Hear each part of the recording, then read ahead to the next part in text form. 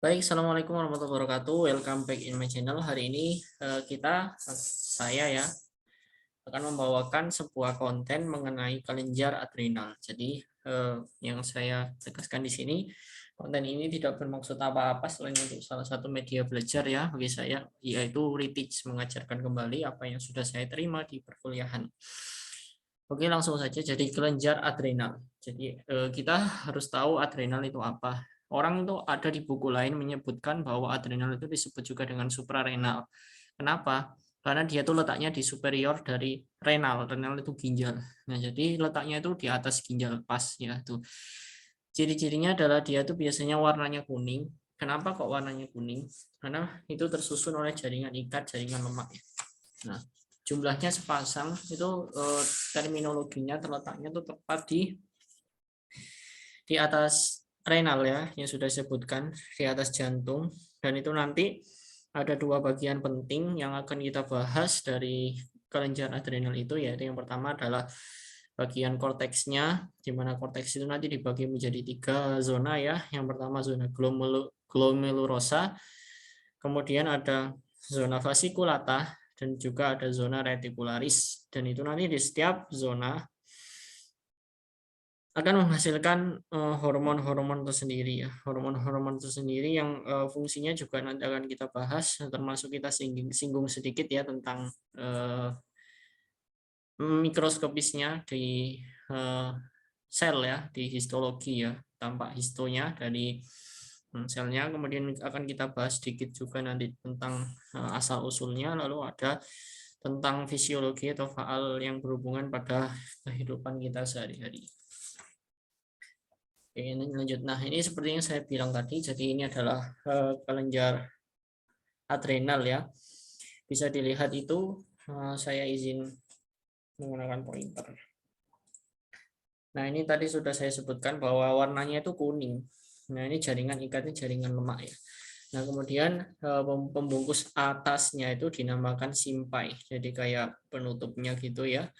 Habis itu ada dua bagian penting, korteks adrenal dan juga medula adrenalis, di mana hormon yang paling banyak disekresikan itu berasal dari korteks adrenal. Nah, kita lihat di sini pada gambar ini.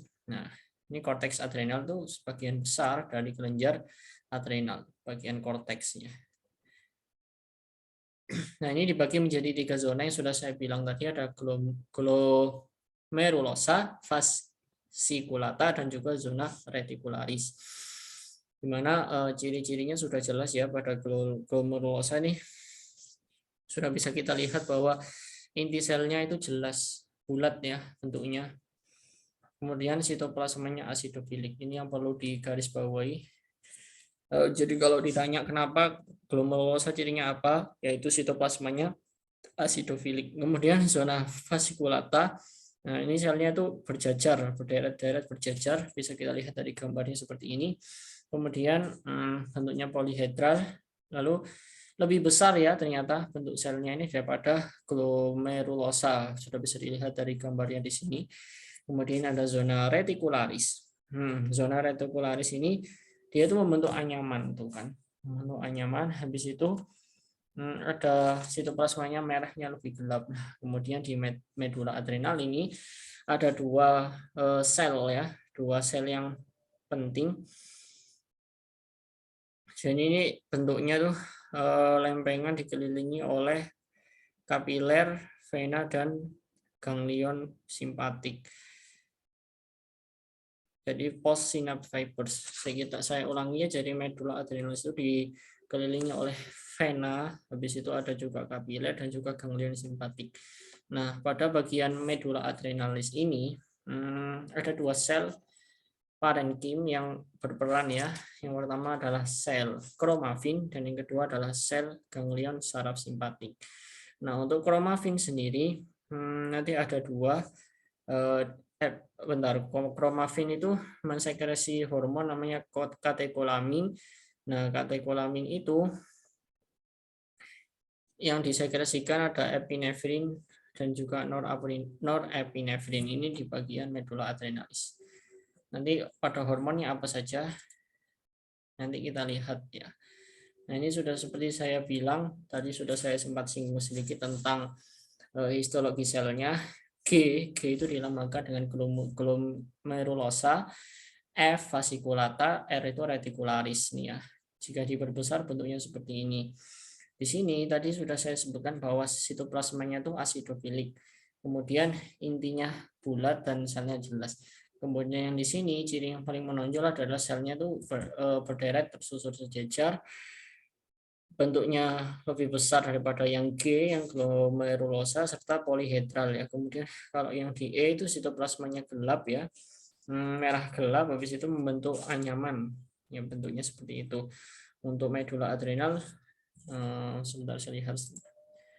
Oh tidak ada ya, jadi medula adrenal itu seperti yang saya bilang tadi ada dua bagian utama ya, tersusun tadi ada vena, kapiler, arteri, dan juga ganglion simpatik. Untuk selnya ada dua, ada kromafin dan juga ada ganglion pasca ganglion simpatis. Kromafin sendiri itu epiteloid besar. Kita anggap aja ini kromafin. Jadi epiteloidnya besar, ada granula warna coklat dengan granula kromafin. Habis itu dia tuh mengsekresikan hormon apa tadi? Katekolamin ya. Ada dua yaitu epinefrin dan norepinefrin. Habis itu dia itu tidak punya dendrit dan akson seperti itu. Dari gambar ini tadi, oh ya, jadi zona glomerulosa itu menghasilkan hormon mineral kortikoid. Kemudian yang zona fasciculata itu menghasilkan glukokortikoid. Nah, sedikit dari zona fasciculata, dia tuh harus bekerja sama dengan reticularis untuk menghasilkan hormon seks atau dehidroepiandrosteron. Ada dua di sini, ada androgen dan estrogen ya. Itu nanti dihasilkan oleh zona gabungan antara fasciculata dan reticularis pada korteks medula adrenal. Kapsul jaringan ikat ini tadi adalah senpai ya. Nah, ini sudah dijelaskan ada sepasang dia tuh. Makanya suprarenal di buku-buku lain ada yang menyebutkan ini itu suprarenal.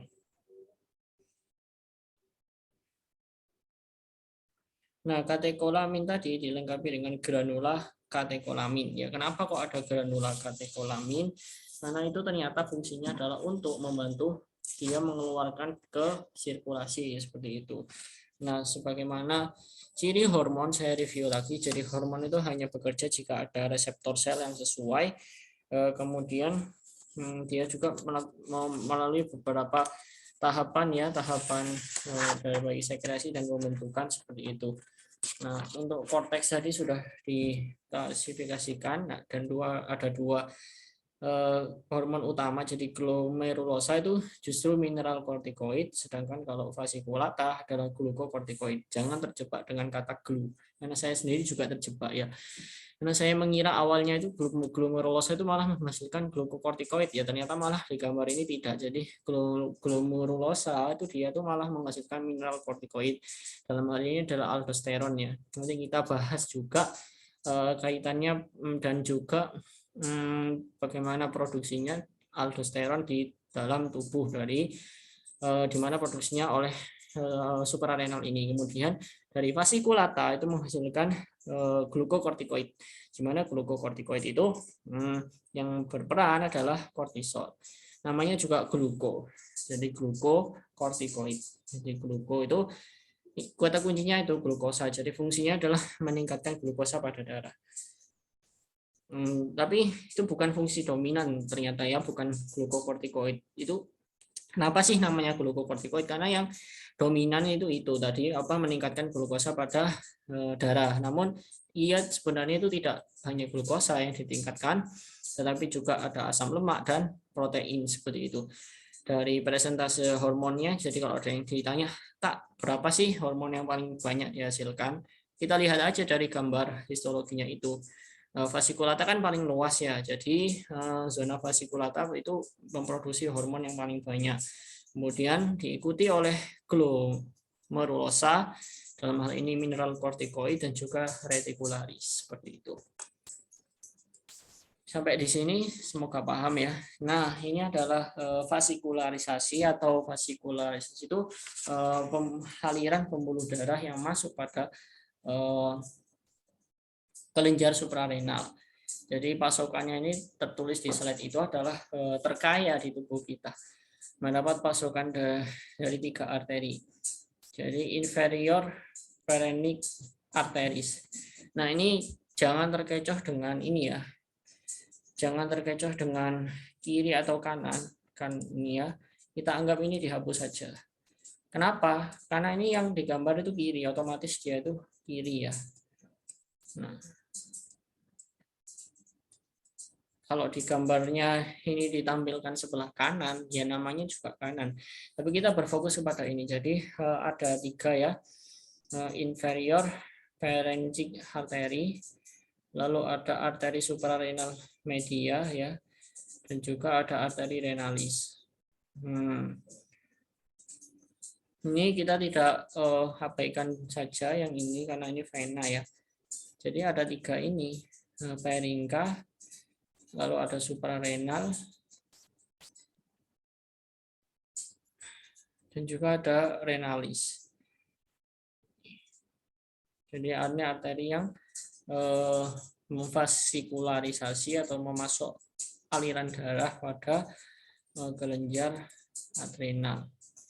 Tadi saya menjanjikan itu ya, mungkin yang kelewat dari embriologi sedikit. Nah, jadi tadi kan kita kembali ke slide sebelumnya ya.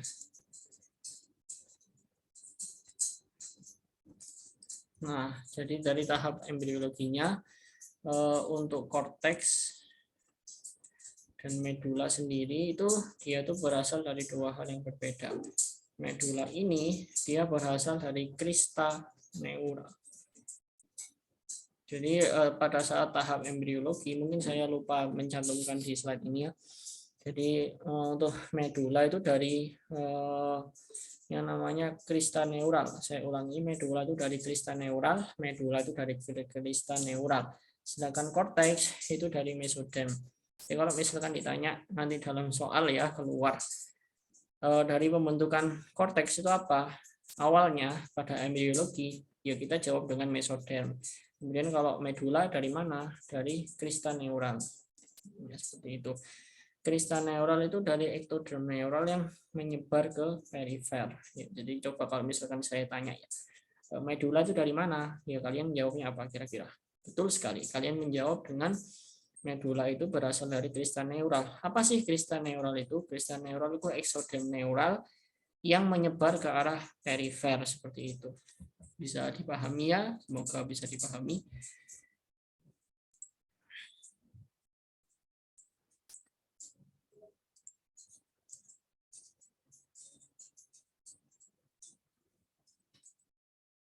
Nah, ini tadi saya menemukan gambar yang lebih bagus ya. Jadi medula tadi sudah saya sebutkan yaitu jenis katekolamin. Apa tadi? Ayo. Jadi medula, katekolamin, epinefrin dan norepinefrin ya. Nah, kemudian zona glomerulosa itu bukan glukokortikoid ya. Jadi glomerulosa itu dia itu mineral kortikoid. Nah, vasikulata baru yang glukokortikoid dan retikularis dia itu androgen atau hormon seks ya, tidak hanya androgen tapi juga ada saya lupa ya. Sementara itu aja. Nah, zonanya sudah.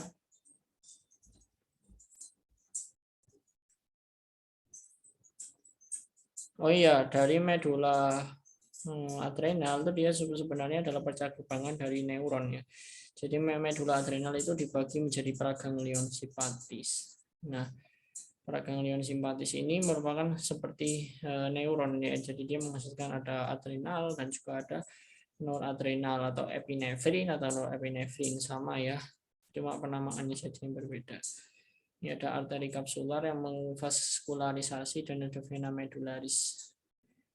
Arteri kapsular dan vena medularis. Nah, ini bagian dari konteks 3 ini. Jadi ini diagramnya sangat bagus, saya lupa ngambil dari buku mana. Nah, ini adalah hormon-hormon. Jadi hormon dari di kelenjar adrenal itu disebut juga hormon kortikosteroid. Jadi dia itu berasal dari kolesterol. Kolesterol itu dari lemak. Mana lemak yang berperan adalah LDL. Jadi 80%.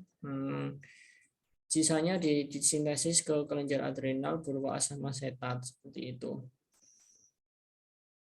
80% LDL baik dalam sitoplasma yang beredar di sirkulasi dan juga sebagian berasal dari asam asetat ya dari korteks adrenal. Nah, kemudian nanti LDL akan dirubah menjadi kolesterol bebas oleh enzim yang namanya enzim periolitik. Jadi tadi saya ulangi ya, dari kolesterol, jadi namanya adalah kortikosteroid, 80%-nya adalah LDL, dan LDL nanti akan diuraikan menjadi lemak bebas ya, lemak bebas oleh enzim preolitik. Apa saja diantaranya saya tuliskan ya. Preolitik.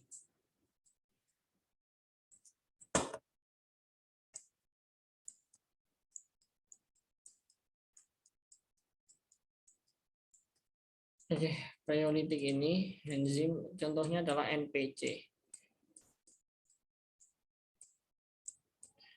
NPC ada NPC 1 dan NPC 2 ya contohnya. Dia itu lemaknya nanti dikeluarkan dari endokrin dan lemak bebas. Nah, lemak bebas ini akan ada 2 jadi LDL jadi lemak bebas kemudian diekskresikan keluar dari sistem endokrin menjadi 2, ada FC pool atau depo penyimpanan lemak dan juga ada yang digunakan untuk sekresi hormon. Jadi dibawa ke mitokondria dari kelenjar adrenal korteks seperti itu.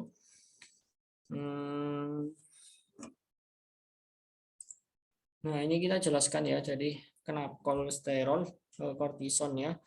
Dari kolesterol, jadi kolesterol itu harus dirubah menjadi pregnolon. Nah, dari pregnolon nanti bisa dirubah menjadi progesteron ya. Lalu dengan 17 hidropiroksigenalon itu dia akan dirubah menjadi kortisol ya. Kortisol. Kemudian ada juga yang dirubah menjadi aldosteron ya. Seperti itu. Kortisol itu glukokortikoid ya.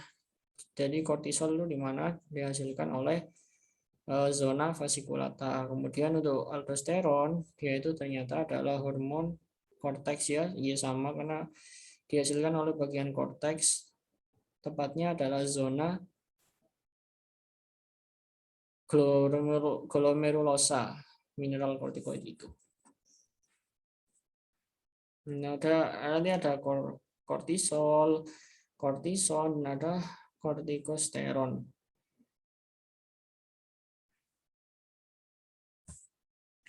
Kita lanjutkan.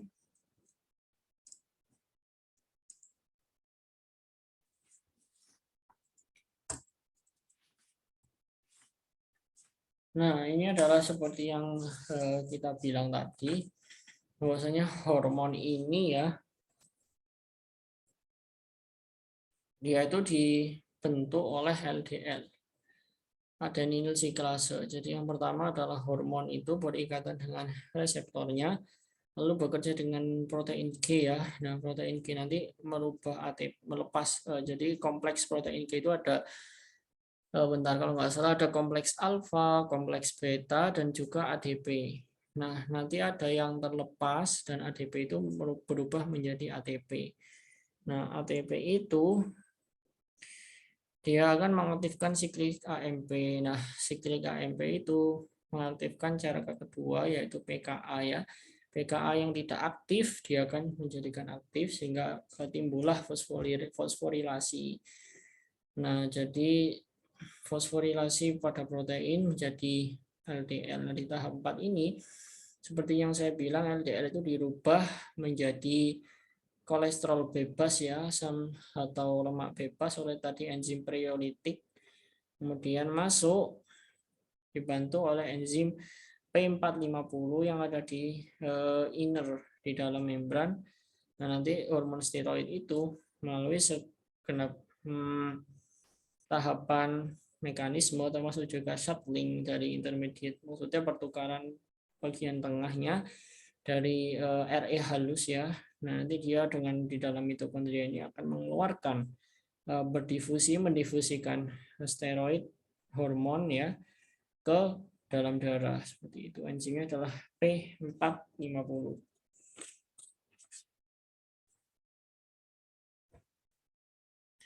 Nah, P450 ini kita tambahi ya, jadi P450 itu sama seperti enzim CYP11A ya. CYP11A itu adalah enzim kolesterol desmolase. Jadi kolesterolnya itu dirubah ya.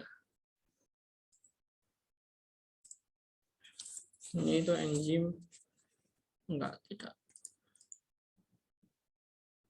Kolesterol desmolase P450. Jadi kalau ditanya enzim apa yang menyebabkan sumber dari kortikosteroid atau hormon adrenal yang berasal dari kolesterol ini dilepaskan, di mana sumber terbesar tadi LDL merubah jadi free kolesterol oleh apa?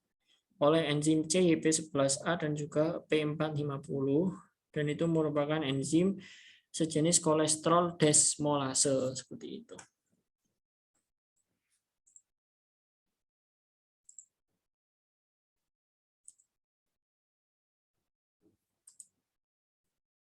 Nah, ini adalah sintesis ya dari adrenokortikal. Jadi nggak usah sulit-sulit. Adrenokortikal berarti korteks adrenal gitu ya. Apa saja? Ada 2, ada glukotiroid, ada 3 sih ya. Nah, kortisol, aldosteron, dan juga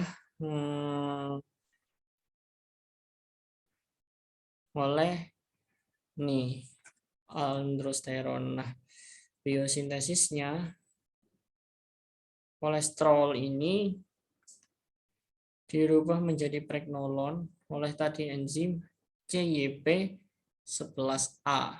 Ini kurang ya, keterangan di gambar ini kurang, tidak lengkap. Mungkin saya tambahkan aja ya, biar tidak bingung, karena saya sendiri juga bingung. Ini adalah CYP11A ya. Atau ada juga yang menyebutkan dengan P450. Jadi tahap kuncinya tuh ini harus dirubah dulu kolesterolnya. Ini sudah ada ini. Sorry, saya baru lihat. Jadi ini adalah kolesterol desmolase. Apa sih kolesterol desmolase? Ya, yang merubah kolesterol menjadi pregnolon, intinya itu. Kalau dari pertanyaan tahap apa pertama yang dilakukan sebelum sintesis dari hormon korteks adrenal, jawabannya adalah perubahan dari kolesterol menjadi pregnolon oleh kolesterol desmolase, di mana enzim kolesterol desmolase itu ada 2, ada CYP11A dan juga ada P450.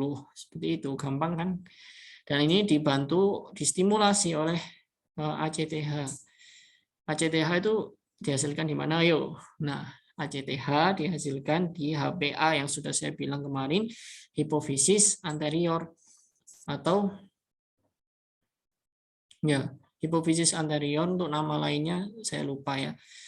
Nah, hipofisis ACTH itu dari hipotalamus dirangsang oleh siapa? Nah, kata kuncinya tidak usah bingung. Hipotalamus itu kalau tidak releasing, ya inhibitoring. Jadi kalau ACTH nggak mungkin inhibitoring. Jadi kalau ada pilihan ganda yang IH nggak usah dipilih ya.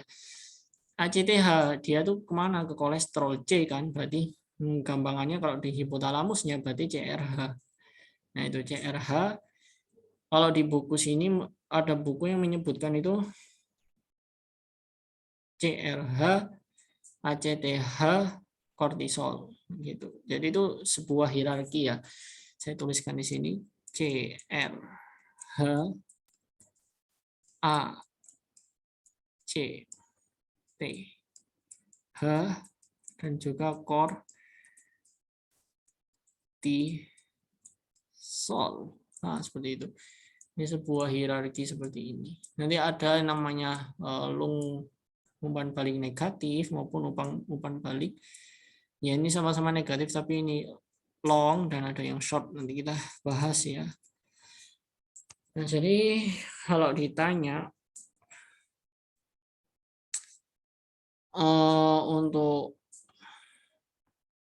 kortisol ya, dia itu banyak, ada 2 jalur ternyata ya. Jadi kalau misalkan jalur pertama, oke kita main namanya apa ya, yang di Coban Rondo itu loh, yang di tengah-tengah nyari taman-taman ya, kita main apa ya, jalur-jaluran, kita menyusun rute kereta api aja lah. Jadi kortisol jalur pertama, tolong diingat ya, kortisol dirubah pregnolon tadi oleh enzim kolesterol desmolase, kemudian dengan 17 alfa hidroksilase dia itu dirubah menjadi 17 hidropirogenolon, kemudian oleh enzim 3 beta hidroksisteroid dehidrogenase ini akan dirubah menjadi 17 hidroprogesteron.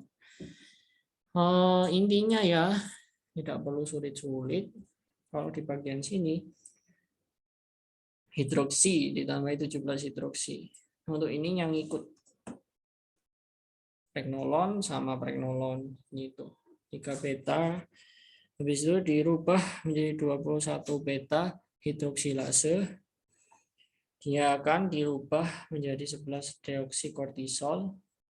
Kemudian dengan enzim 11 beta hidroksilase dia akan dirubah menjadi enzim kortisol. Kortisol itu glukokortikoid. Maka mekanisme yang terjadi di sini, jadi glukokortikoid G berarti bukan G zonanya, dia dari F ya. FG. Jadi kortisol di mana kalau terjadinya ini, terjadinya perubahan ini di tahap ini ya, yang kotak ini ke bawah, ini terjadi di zona vasikulata. Itu alternatif pertama ya. Nah, kemudian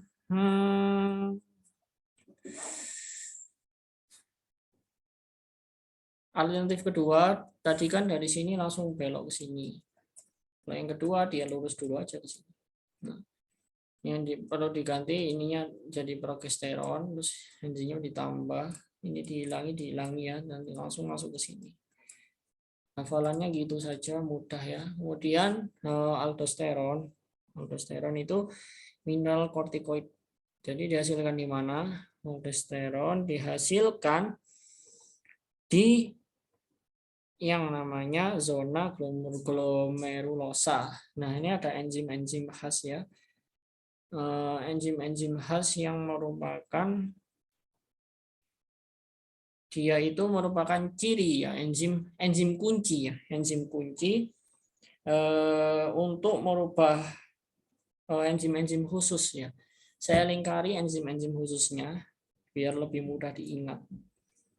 Nah, ini aldosteron sintase. Jadi itu enzim kunci pada pembentukan mineral kortikoid dan yaitu aldosteron yang terjadi di zona glomerulosa. Kemudian enzim kunci yang kedua adalah 17 hidroksilase ini. Ini enzim kunci untuk kortisol. 17 dari hidroksilase. Kemudian enzim kunci dari androgen ini, enzim kuncinya di retikularis. Oh, mohon maaf, jadi bukan itu. Enzim kuncinya ini adalah 17-20 liase. Orang menyebutnya juga P450 17,20 liase. Ini kunci enzim untuk ini. aldosteron ini. Dan saya ulangi lagi ya, 3 kunci enzim kunci apa saja. Yang pertama adalah adrenal sintase, aldosteron sintase. Itu untuk aldosteron, tidak usah bingung-bingung, kita namainya sama aja, aldosteron, berarti aldosteron sintase. Oh ya, di sini ternyata ada stimulus angiotensin 2. Nih yang saya coret-coret ini angiotensin 2. Jadi misalkan ditanya apa saja ya zat bantuan, misalkan jelaskan stimulasi lain dalam perubahan dari kolesterol menjadi aldosteron. Nah, kalian menyebutkan apa? Ada 2 kan?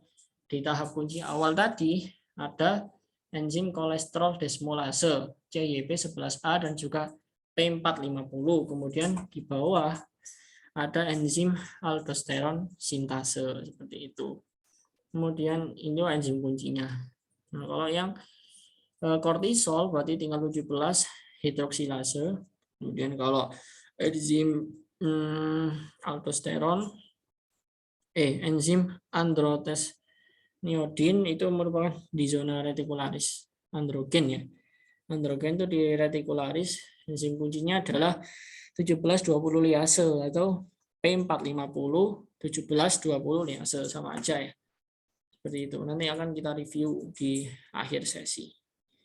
Sampai di sini semoga bisa dipahami. Kita lanjut. Ini bentuk lainnya ya. Ini sebenarnya grafiknya sama sih.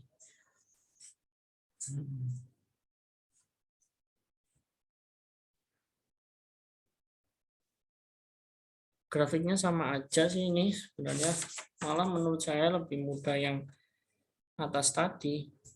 Ini enzimnya juga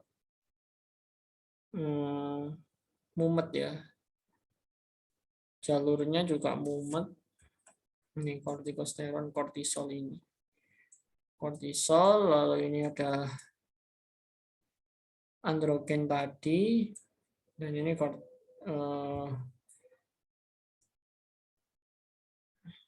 malah cuma 2. Nah, untuk grafisnya ini sebenarnya saya nggak tahu yang ambil dari mana, tapi menurut saya bagus ternyata. Tapi kok malah bagus ini? Ini sih yang lebih worth it dipahami. Untuk itu kita skip aja bagian ini. Nah, ini merupakan kita bahas pertama tadi saya ulangi tambahin dikit ya. Jadi hormon ada 2 tipe, ada glukokortikoid, ada mineral kortikoid. Nah, glukokortikoid dihasilkan di zona tengah vesikulata, mineral kortikoid itu di glomerulosa. Nah, glukokortikoid ada kortisol, kortison, dan juga ada kortikosteron. Kortisol ini ternyata jumlahnya banyak, hampir 95%. Itu fungsinya menjalankan fungsi glukokortikoid. Nah, ini kortison dibahas.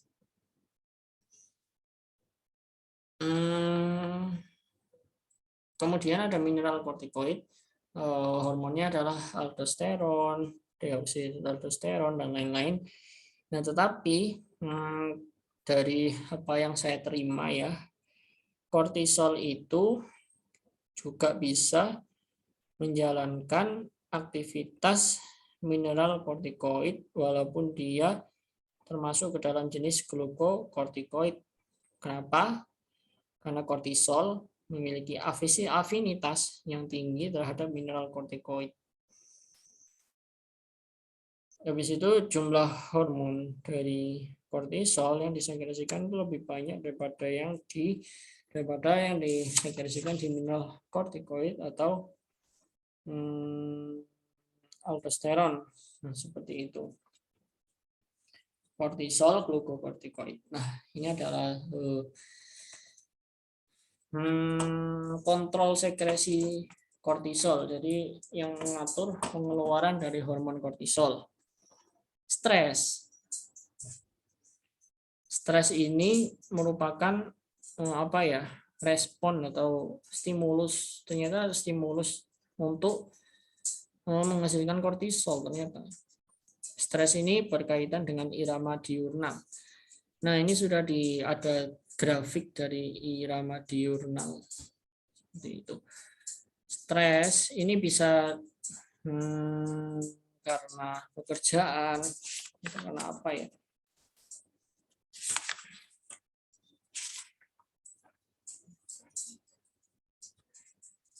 Nah, diurnal itu mengikuti sikadian ya, namanya sikadian mengikuti pola matahari.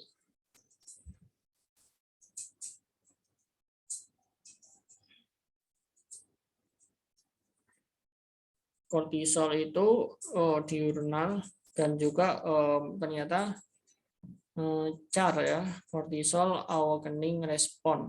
Jadi kortisol awakening respon itu respon saat kita itu pertama kali bangun dari tidur. Makanya kalau misalkan kita tidur, bangun-bangun kita tuh sudah sadar ini pagi atau siang minimal gitu ya. Terus saya siapa minimal gitu. Kalau bayangan tidak ada kortisol kita tidur terus kita bangun lupa nama kan, apalagi lupa diri kan bahaya ya. Nah, seperti itu. Jadi seperti yang saya jelaskan di buku, ada buku yang menyebutkan namanya itu adalah CRH, ACTH, kortisol, dan itu merupakan hierarki. Ternyata dijawab di sini. Nah, seperti itu. Sudah jelas ya ini, saya tidak perlu jelaskan lagi. Jadi hipotalamus menghasilkan CRH masuk ke dalam hipofisis anterior. Di sini nanti dia mengeluarkan ACTH. ACTH itu dia tuh akan menstimulasi dari korteks adrenal, bagian korteksnya untuk menghasilkan kortison. Kemudian apa dampak yang ditimbulkan oleh kortisol? Yang jelas dalam meningkatkan glukosa darah. Nah, glukosa itu biar di darah banyak, maka penyerapannya dikurangi. Nah, penyerapan dari maka untuk dengan insulin ini bisa dua ya. Menurut saya jadi kortisol itu kan meningkatkan glukosa. Nah, dengan kortisol bekerja, insulin juga bekerja, bisa jadi gitu. Bisa jadi juga saat terjadinya kelainan di mana kadar glukosa darah sangat rendah, maka yang diutamakan adalah kortisol ini. Sehingga insulin tidak mungkin berjalan. Insulin ada glukagon, malah sebagai mitra lawannya, lawan main ya, penyeimbangnya. Jadi bisa juga bisa aja diduga kortisol itu memiliki efek yang sama dengan bersinergi ya, maksudnya dengan glukagon untuk meningkatkan glukosa darah ketika kadar glukosa darah rendah. Nah, seperti itu. Kemudian ternyata tadi disebutkan tidak hanya glukosa aja, asam amino dan asam lemak juga. Asam amino itu ditingkatkan ya. Ditingkatkan dari penguraiannya ya, yang terjadi di hati dan badan keton kalau nggak salah. Kemudian lemak, jumlah lemak di pembuluh darah ditingkatkan itu dengan cara lipofisis. Nah, kemudian adalah umpan balik negatif dan umpan balik positif. Ini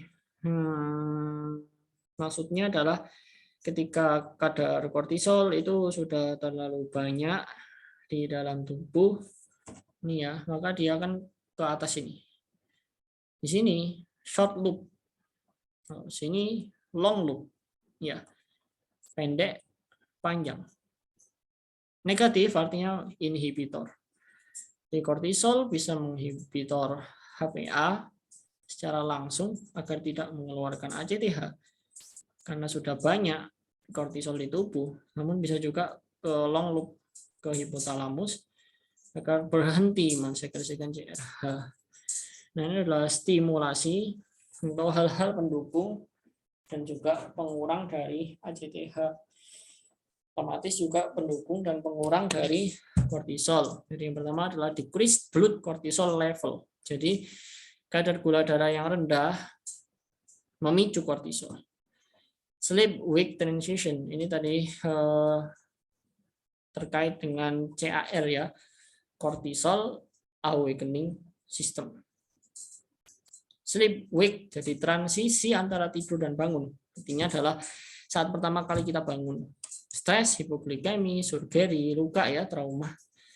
Ini juga ada efek antiinflamasi, nanti kita bahas ya, kalau tidak salah yang dihambat itu adalah interleukin IL, baik IL-1 maupun IL-2 yang dia itu terjadi responnya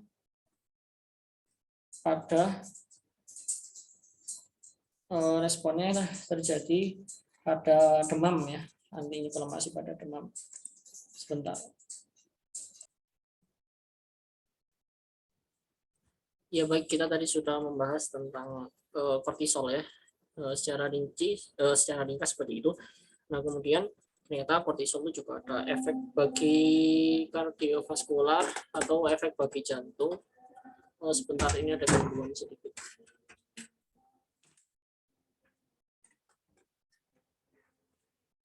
Nah, efek kortisol pada kardiovaskular pada jantung. Jadi dia tuh meningkatkan kontraktivitas dari jantung sehingga distribusi dari kan jantungnya kan kontraksi, nah maka ke vaskular, ke pembuluh darahnya dia itu nanti akan meningkatkan distribusi oksigen ke seluruh tubuh seperti itu. Kemudian ada juga tadi sudah terkait dengan konsolidasi perspektif memori. Ini ya, jadi sleep wake transition ini ternyata itu maksudnya adalah terkait dengan konsolidasi memori. Jadi kita pertama kali bangun itu tahu ya nama kita siapa, nggak lupa. Oke, lanjut pada slide berikutnya. Nah ini merupakan aksi atau apa saja sih yang terhadap dampak ya, dampak dari adrenokortikal. Jadi adrenokorteks berarti korteks adrenal. Nah, jadi ada glukokortikoid. Jadi tadi saya review ya, ulang bolak-balik. Jadi glukokortikoid itu bukan di glomerulosa, jadi dia tuh di vasikulata. Mineral kortikoid berupa kortison tadi dihasilkan di glomerulosa. Kemudian glukokortikoid ini yang pertama meningkatkan glukosigenesis tadi. Tujuannya meningkatkan glukosa pada darah. Nah, glukogenosis itu jawabannya dua, jadi ada proteolis. Glukogenosis itu pembentukan dari selain glukosa, kemudian proteolisis itu menguraikan lemak protein ya, lipolisis. Decrease glucose utilization, seperti mengurangi penggunaan glukosa, terus insulin, jadi sensitivitas insulin juga dikurangi. Kenapa? Karena insulin itu kan meningkatkan penggunaan glukosa ke darah. Nah, kemudian inhibit inflammatory response, jadi itu antiinflamasi. Nah, tadi ada interleukin ya, interleukin 1-2. Khususnya pada saat demam seperti itu. Kemudian suppress immune response, jadi respon tubuh terhadap imun. Kemudian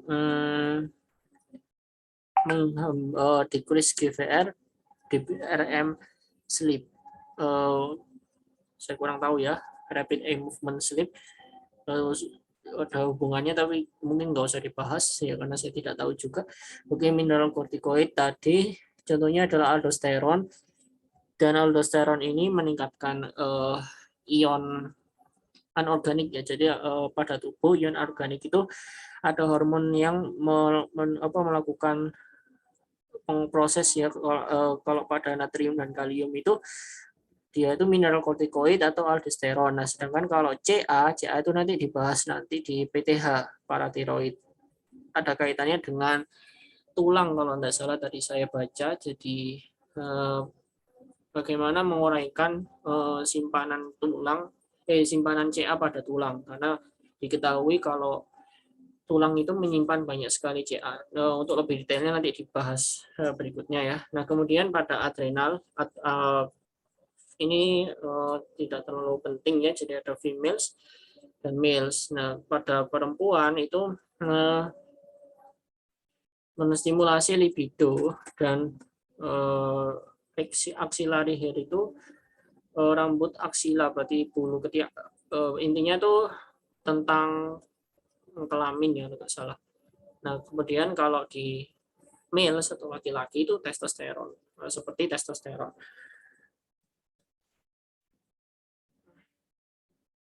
Mungkin saya sedikit menyinggung kembali tentang ini ya, Proses ini akan saya jelaskan lebih detail. Nah, kita lupakan saja tentang stres dan irama diurnal. Nah, hipotalamus yang aktif dia akan melepas yang namanya CRH ya. CRH itu didukung juga dengan CRF atau faktor dari CRH-nya itu.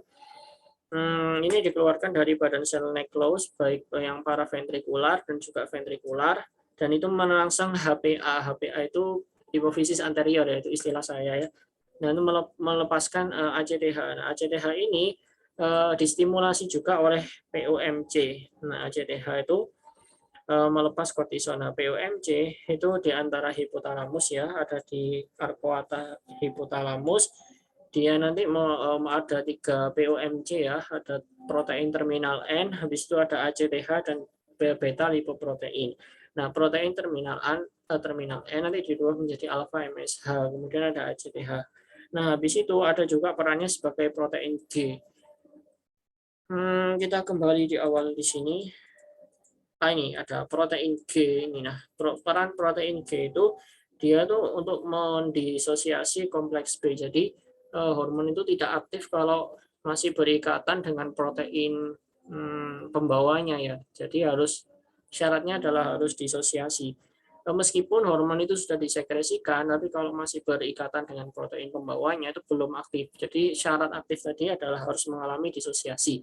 Nah, disosiasi tadi didukung oleh peran dari protein G yang tadi. Nah, kemudian terkait dengan ACTH nanti kita ada juga namanya kelainan namanya adalah sindrom Addison. Nanti kita bahas ada kok saya tadi masukkan gambar bagaimana perubahan organnya dari yang normal seperti itu. Nah, kemudian kita akan singgung sedikit tentang kortisol. Mungkin nanti aja ya. Nah, ini. Jadi hipotalamus menghasilkan CRH. CRH itu akan menstimulasi HPA, menghasilkan ACTH yang sudah tadi dibahas. ACTH nanti dilepaskan ke korteks adrenal. Nah, korteks adrenal ini melepas namanya hormon juga androgen. Nah, ini adalah respon timbal balik positif. Nah, di demensia mediana, nah CRF, nah ini portal pembunuh CRF itu yang tadi mendukung dari CRH ya. Nah, ACTH ketika di korteks adrenal kortison. Nah, kortison ini akan bisa menghambat dengan short loop atau loop pendek langsung bekerja pada pars distalis dari hipofisis anterior, atau bisa juga langsung long loop menghambat dari hipotalamus. Nah, kemudian kortikol yang dilepaskan. Nah, ada juga stres itu bisa merangsang dari hipotalamus. Hipotalamus seperti yang kita ketahui itu menghasilkan CRH. Ini sudah bolak-balik ya, saya capek jelasin. Nah, ini regulation of aldosterone excretion by renin, angiotensin, aldosterone. Renin dan angiotensin itu nanti dia itu berperannya itu dalam pengaturan hormon aldosteron. Nah, jadi di aldosteron itu ada 2 faktor ya yang sangat mempengaruhi atau meningkatkan ya. Yang pertama adalah ion kalium. Di gambar ini ada enggak kalium? Dan juga angiotensin, dalam hal ini angiotensin 1 ya, angiotensin 1-nya. Jadi aldosterone helps regulation blood volume, blood pressure, level of Na+, K+, and the H+ in the blood. Jadi aldosterone, hormon aldosteron ini membantu regulasi dari volume darah, tekanan darah, dan juga kadar Na+, K+, dan H dalam hidrogen dalam darah. Mekanismenya ini ada berapanya? Ada 13. Banyak banget, 16 ya. Jadi dehidrasi itu kekurangan cairan, terus kekurangan Na+, dan kekurangan hormon itu akan mengurangi volume darah. Nah, volume darah yang berkurang otomatis pressure-nya juga berkurang atau tekanannya berkurang. Nah, ini akan mengirimkan sinyal ya. Nomor 4 itu mendorong dari kidneys, ginjal, mensekresi hormon renin dari liver sendiri.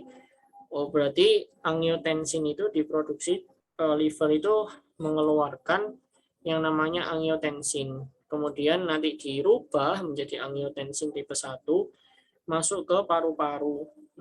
Di paru-paru ini, tapi ini masih terlalu jauh ya. Lalu di paru-paru itu di converting enzim. Jadi angiotensinnya itu dikonvert dari tipe 1 ke tipe 2. Lalu nanti baru dikirim ke ini, bisa dia tuh ke korteks adrenal dulu ya. Dari korteks adrenal nanti dia akan meningkatkan dari aldosteron. Nah, dari kinerja itu bisa juga dimasukkan oleh penambahan kalium. Makanya tadi ini angiotensin 2 ya. Nah, kita fokus ke bagian ini saja karena kalau yang di awal dari tubuh itu terlalu jauh karena ada juga paru-paru, liver, tapi nggak apa-apa, ini nice to know atau sekedar tahu. Jadi, nah ini increased angiotensin 2 dan juga increased K+ in the extracellular di chest ya, cairan ekstraseluler.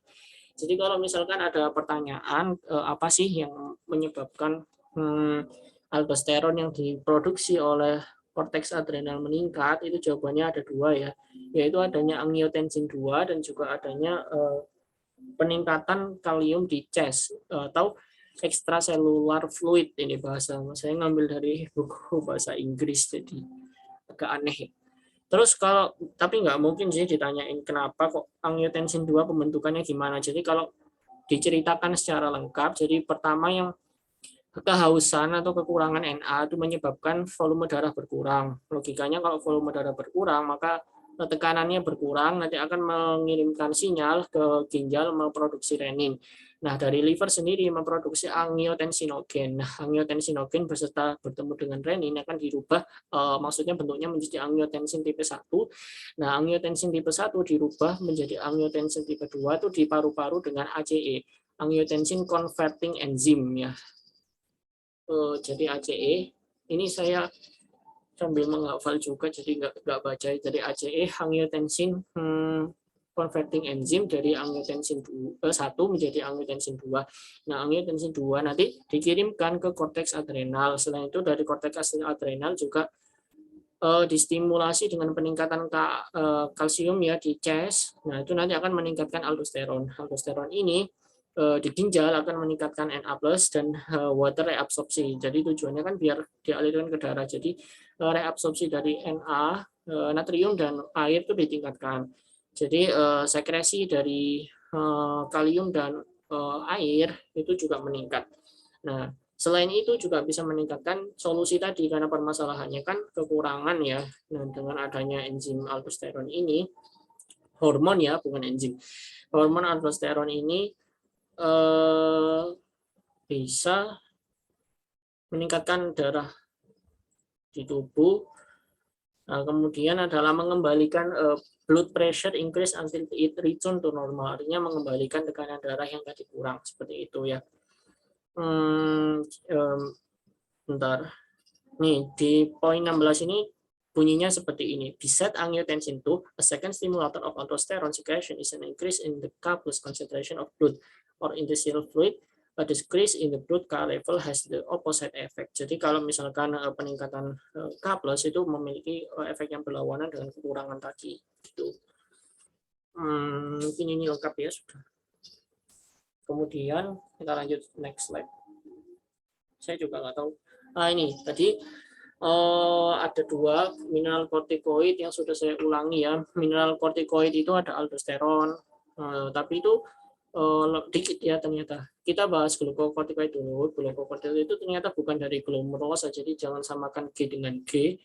Glukokortikoid itu DF dari vasikulata, kortison, kortikosteron dan kortisol. Nah, untuk ada elemen anorganik prednison, dexamethasone itu buatan ya, tapi itu lebih kuat. Makanya dexamethasone itu contohnya kalau misalkan orang asma itu kan sempit, penyempitan ya, dikasih dexamethasone jadi kortison tadi kan juga ada antiinflamasinya juga dengan IL itu interleukin ya, itu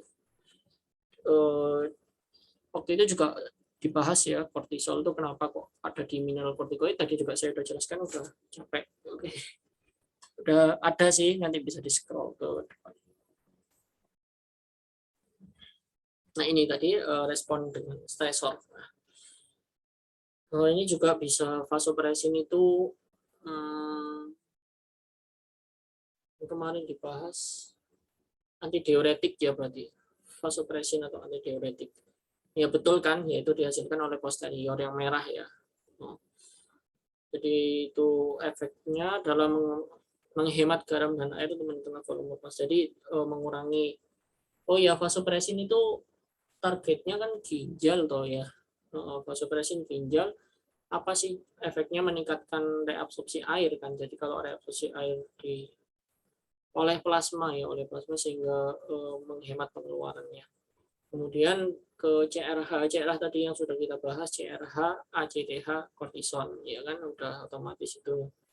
Kemudian masuk juga ke saraf simpatis. Nah, saraf simpatis ini dia tuh seperti yang tadi kita bicarakan di awal bahwa medula adrenal itu sebenarnya adalah dari saraf parasimpatis. Makanya dari parasimpatis itu bisa merangsang yang namanya epinefrin. Epinefrin nanti kita bahas dari mekanismenya apa saja yang dilakukan saat kondisi gawat ya, saat kondisi darurat. Kemudian saraf itu juga ke otot ya, otot arteriol darah ya. Arteriol darah itu vasokonstriksi. Jadi darahnya itu kontriksi tapi ini efeknya adalah menurunkan aliran darah ke ginjal. Oke. Kemudian ada juga masuk ke pankreas endokrin dan ini meningkatkan dari glukagon ya. Glukagon itu berarti untuk energi. Ini berarti mendukung juga dalam respon kondisi darurat ya. Glukagon meningkatkan penguraian glukagon ya, jadi meningkatkan kadar glukosa darah. Ini berhubungan juga dengan epinefrin. Jadi kalau ada sistem sinergi ya kalau nggak salah, hormon yang kerjanya sinergi itu ada juga dari epinefrin dan glukagon. Apa hasil kerjanya adalah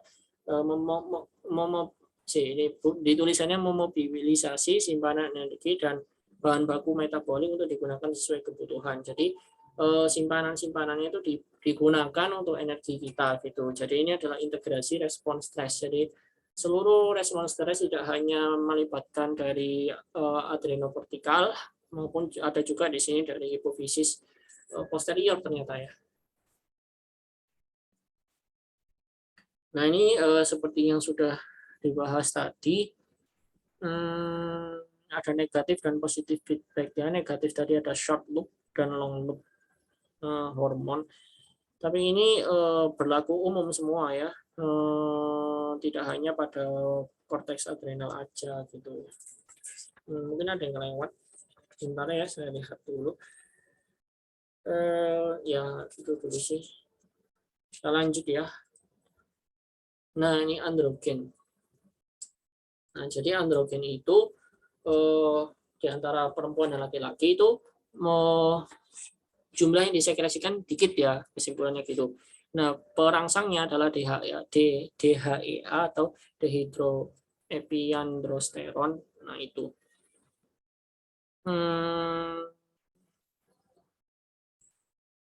Saat pubertas, androgennya ini kan ini tujuannya ke testosteron. Maka saat pubertas laki-laki, maka jumlahnya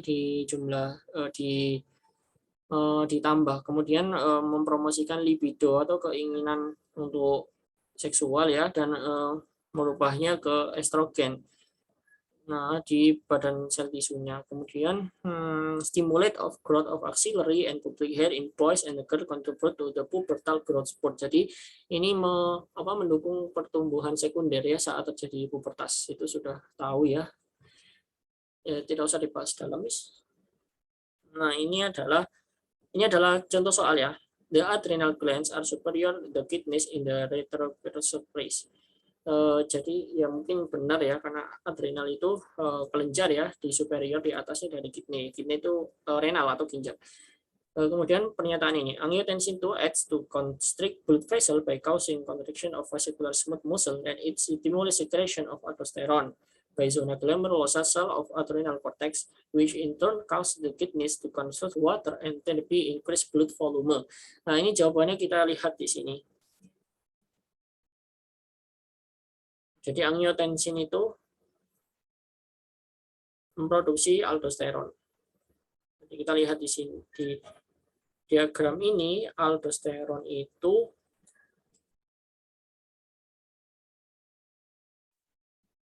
sebentar.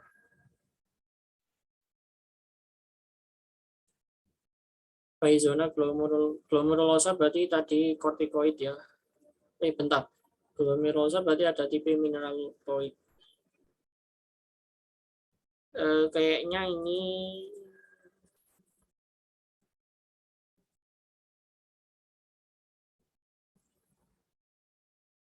betul ya. Nah, ini jadi dari sini kan angiotensinnya meningkat, maka aldosteron meningkat sehingga meningkatkan reabsorpsi air dan natrium oleh ginjal ya, dan meningkatkan increase sekresi dari kalium dan H+ ke urin. Jadi ini penyataannya adalah benar. Kemudian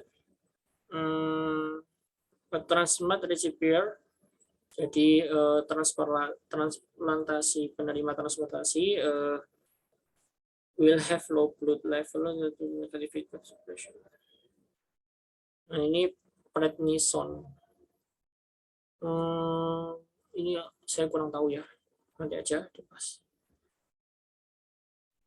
Nah, kemudian ada tadi CRH, ACTH, dan juga kortison. Nah, CRH itu merupakan yang dihasilkan oleh hipotalamus ya.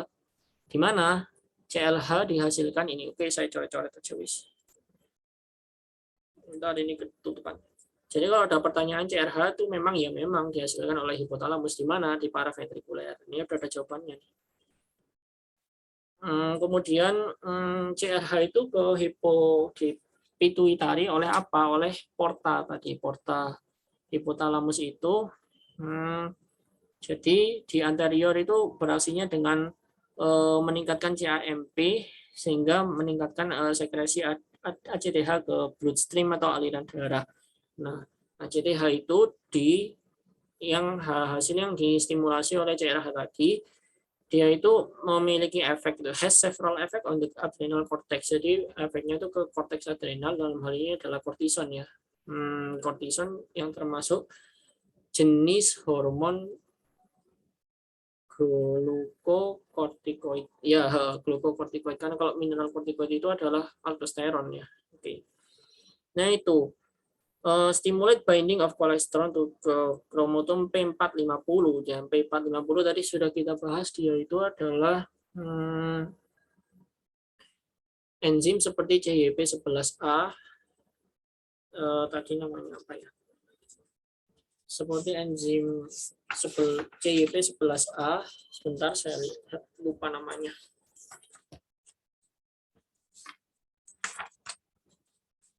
Nah, ini kolesterol desmolase ya, Allah lupa. Oke, jadi kortison itu dari kolesterol ya.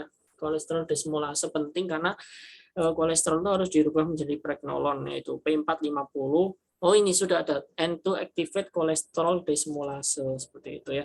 Long term effect ACTH stimulasi, jadi stimulasinya itu meningkatkan transkripsi gen ya.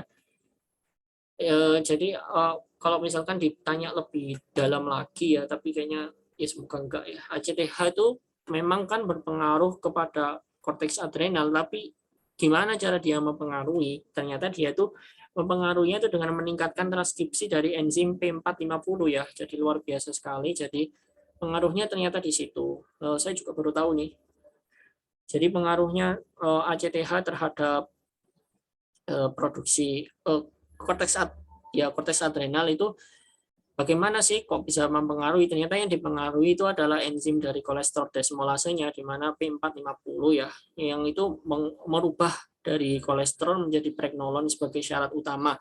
Ibarat kalau masak nasi itu nggak mungkin kan langsung padi dimasukin magicom ya kan, jadi harus padinya diolah dulu jadi beras baru masukkan magicom seperti itu. Nah, yang dipercepat itu pengolahan dari padi menjadi berasnya. Oke, kemudian nih ada irama diurnal. Jadi ACTH itu bekerja berdasarkan irama siklus matahari yang sudah tadi kita bahas ya. Sleep wake cycle, jadi siklus bangun dan tidur.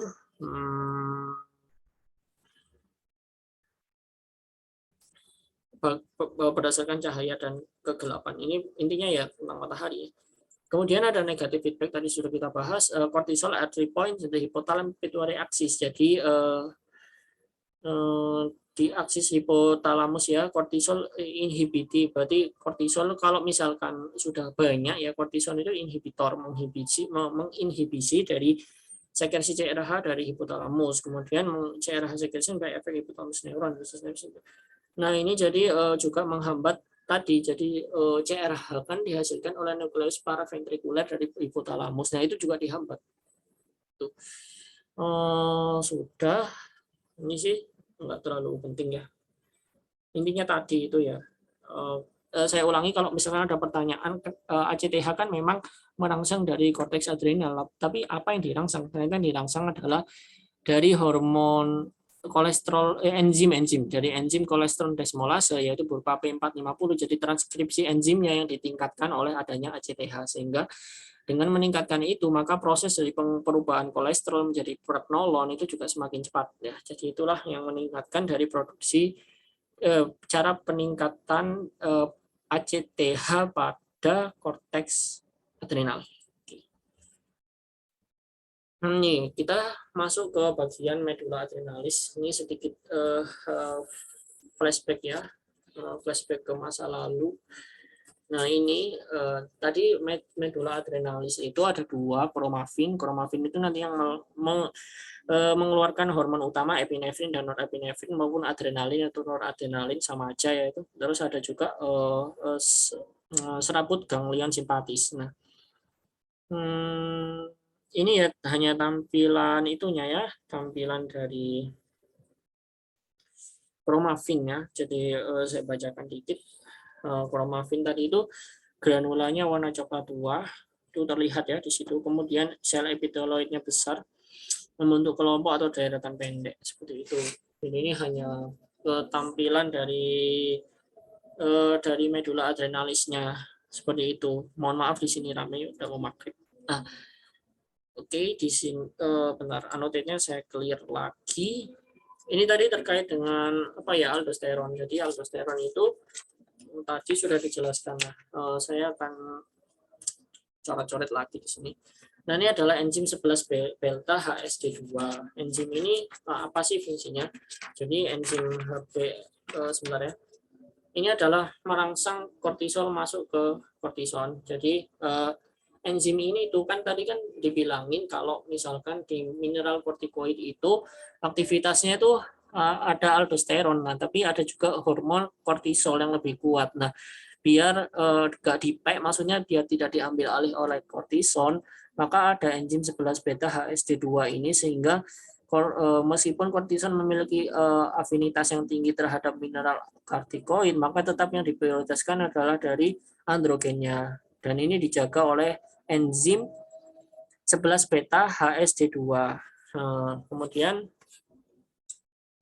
sudah sih. Kemudian kerjanya aldosteron adalah dengan MR. Jadi MR itu mineral corticoid receptor ya. Masuk ke HRE, hormon reseptor elemen ya. Nah, nanti dia akan mengeluarkan SGK1. Ini di lokasinya di membran vasolateral.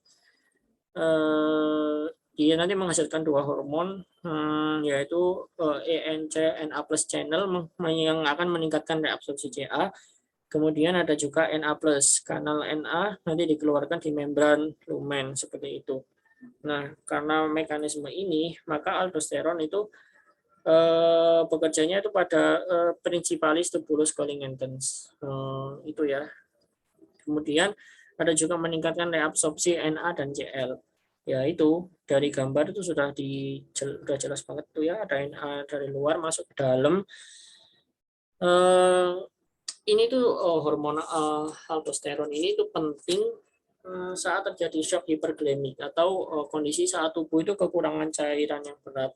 Nah, aldosteron dengan tadi efektor angiotensinnya itu, dia itu akan meningkatkan reabsorpsi Na dan plus.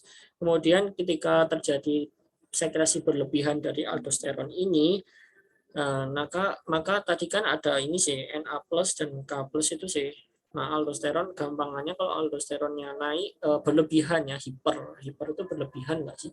Ya, hiper itu berlebihan, maka kondisi tubuh itu bisa jadi terlalu asam ataupun terlalu basa. Nah, terlalu asam itu namanya adalah asidosis, kalau terlalu basa namanya alkila. Alkalin ya, alkalin. Alkila itu nama orang. Nah, asidosis itu terlalu banyak asam, sedangkan alkalosis alkalin, ingat baterai ya, basa berarti. Kalau misalkan ditanya aldosteron terlalu banyak hiper, apa dampaknya? Ya berarti tubuh bisa terlalu asam dan bisa terlalu basa. Kalau terlalu basa ingat aja baterai, berarti alkalosis. Kalau terlalu asam itu asidosis, seperti itu. Nah, ini tadi sudah singkat ya, secara singkatnya ya. Dari proses yang panjang, jadi kita tidak ini ya. Hanya pada ini angiotensin ini dirubah ya. Ini sebenarnya ada gambar paru di sini ya. Ini bukunya jelek nih, kurang. Jadi angiotensinogen bertemu renin, itu tadi melepas ya saat kondisi kekurangan. Angiotensin dirubah menjadi ACE. Ini singkatannya ACE. ACE dari lungs, dari paru-paru tadi. Nah, angiotensin 2, korteks adrenal. Nah, ini mestinya juga ditambahi dengan K+ ya, kalium di luar. Seperti penjelasan ini, peningkatan konsentrasi ion kalium di extracellular fluid itu bisa mempengaruhi juga. Ini harusnya ditambah nih bukunya. Oke. Selanjutnya ini adalah periksa pemahaman. Jadi oke, kita cek lagi apa yang sudah kita sampaikan. Soal pertama adalah sebutkan 3 kategori hormon adrenokorteks, sebutkan hormon-hormon utama dari setiap kategori, dan sebutkan fungsi masing-masing tersebut. Ini gampang ya. Kategorinya itu berdasarkan dari histologi saja biar mudah. Jadi ada glomerulus itu mineral kortikoid, kemudian ada vasikulata berarti adalah glukokortikoid, dan juga ada hormon dari androgen tadi. Hormon utamanya jelas dengan beberapa enzim utama tadi. Kalau pada glukokortikoid itu ada enzim 17 hidroksilase, kemudian kalau di mineral kortikoid karena aldosteron maka hormon kunci enzim ya enzim kuncinya adalah aldosteron sintase. Kemudian kalau satunya di yang androgen itu adalah P450-1720 liase, atau singkatnya 1720 liase aja gitu ya. Kemudian efek ACTH ya. Oh, ini tadi yang saya jelaskan. Efek ACTH pada korteks adrenal yaitu akan meningkatkan apa tadi? Transkripsi dari P450 atau dari enzim kolesterol desmolasenya, itu transkripsinya ditingkatkan. Kasarannya ya jumlah P450 ditingkatkan sehingga kolesterol dirubah menjadi apa tadi? Prognolon itu bisa dipercepat. Nah, kemudian sebutkan 2 katekolamin yang disekresikan oleh medulla dan bagaimana mereka disimpan dan dilepaskan. Nah, untuk pertanyaan ketiga ini kita jelaskan di sini. Jadi katekolamin itu pengecualian, dia itu dihasilkannya tidak oleh korteks tapi oleh medula. Ada 2, adrenalin, noradrenalin, atau di buku ini disebut epinefrin atau norepinefrin. Nah, ini ada sebentar. Aku agak sedikit lupa. Nah, ini berikatan dengan reseptor alfa dan reseptor beta. Reseptor beta adalah beta 1, beta 2. Hampir semua tubuh itu, khususnya yang simpatis ya, yang mengenai tentang simpatis itu disupport oleh epinefrin dan norepinefrin ini. Di antaranya ada pengaturan stres, tekanan arteri, metabolisme bahan bakar, tadi sudah dijelaskan ya, atau nanti bisa baca-baca sendiri. Nah, ini saya cantumkan bacaan. Tapi intinya adalah norepinefrin ini hanya mampu berikatan dengan reseptor alfa dan beta 1, sedangkan epinefrin ini bisa dengan alfa, beta 1 serta yang tidak dijangkau oleh norepinefrin tadi. Nah, jaringan contohnya ada 2, langsung kita 2. Jadi epinefrin itu alfa, beta 1, beta 2. Ada di otot rangka dan otot jantung itu juga bisa. Kenapa? Karena otot rangka itu ternyata banyak reseptor beta 2, otot jantung juga. Nah, fungsi epinefrin di jantung itu adalah saat olahraga. Jadi ini merupakan nikmat Allah yang bagus ya. Jadi logikanya kalau misalnya kita berolahraga itu kan ototnya saling berkontraksi, tapi jantung tidak.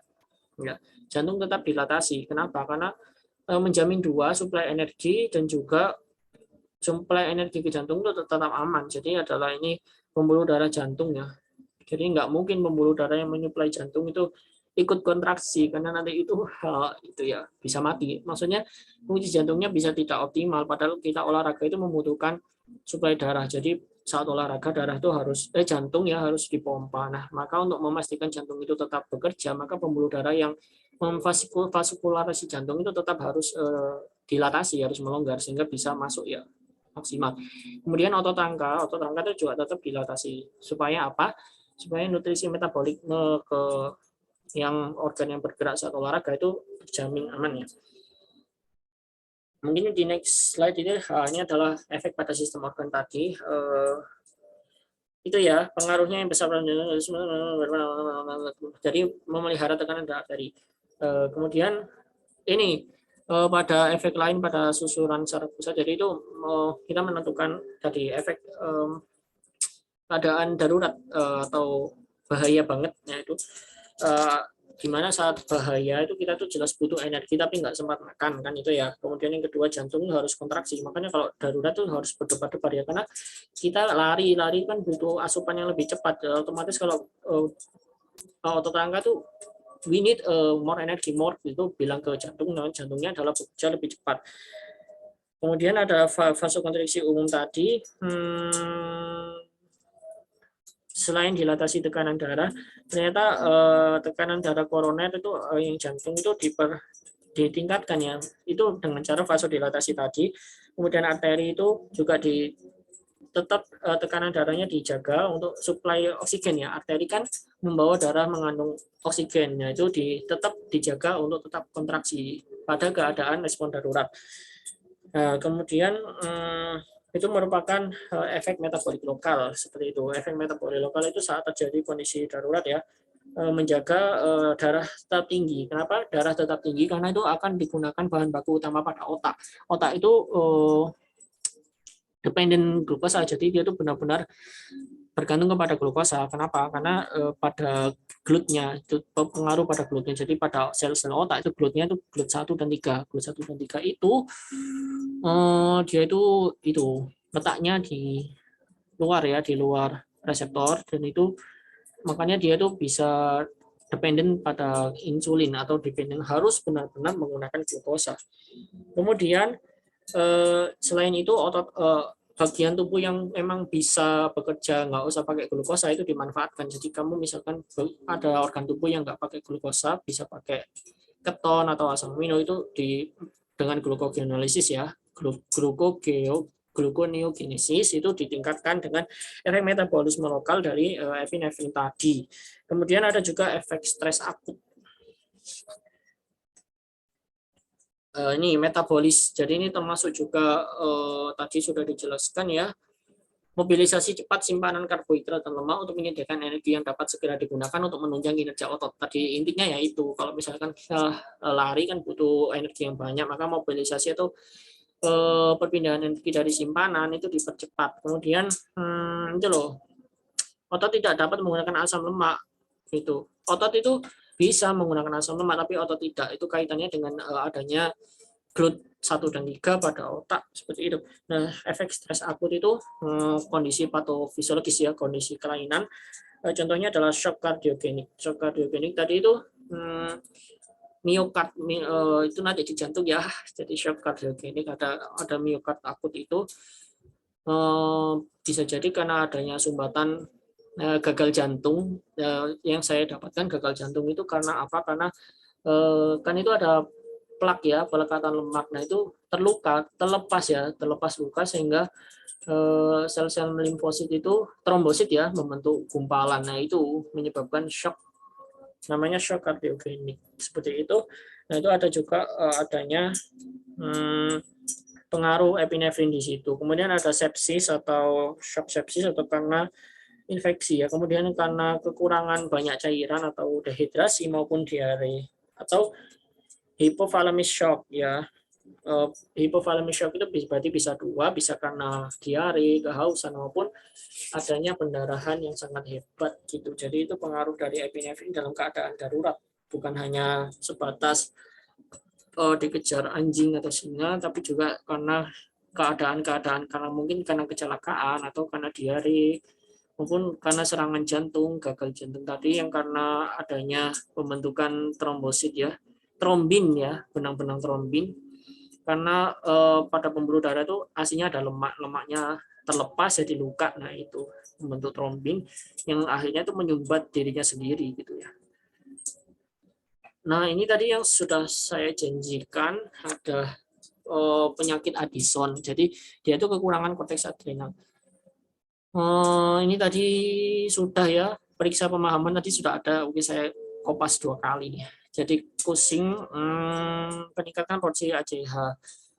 Ini moon face, red cheeks, kemudian ada striatum atau garis-garis pada perut, lalu perutnya ke bawah ya, fat patch penumpukan lemak, poor muscle development, poor wound healing. Jadi ini juga menyebabkan apa ya, healing atau penyembuhan luka itu jelek gitu. Ini juga ada kaitannya nanti dengan itu ya. Nah ini kesimpulannya ternyata ada Addison, ada Cushing disease karena ACTH kurang, kemudian ada 21B hidroksilase. 21 beta hidroksilase itu apa ya?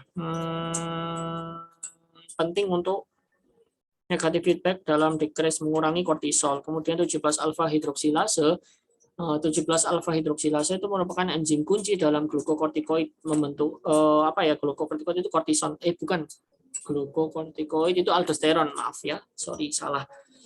Nah Addison disease itu adalah hipoglikemia, berarti glikemia pada darah itu berkurang ya, weakness, ada lemah, terus hipotensi. Hipotensi itu tekanan darah, kan kalau hipertensi kan tekanan darah tinggi, kalau hipotensi berarti tekanan darahnya lemah. Asidosis tadi berarti banyak kondisi asam di tubuh, kemudian mengurangi pertumbuhan rambut, jadi rambutnya rontok mungkin ya. Kemudian kalau Cushing itu karena sindrom Cushing karena adrenalnya hiperplasia membesar ya, hiperplasia seperti itu. Treatmentnya nggak usah ya, nggak perlu. Oke, ini adalah latihan soal ya. For all questions, select the single best answer. Which of the following values amount of glucocorticoid? Apa yang menyebabkan produksi yang sangat besar pada glucocorticoid?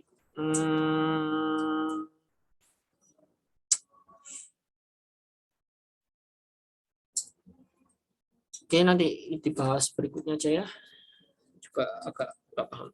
Demikian, mohon maaf gangguannya. Terima kasih. Assalamualaikum warahmatullahi wabarakatuh. Ditunggu nanti ya edisi berikutnya.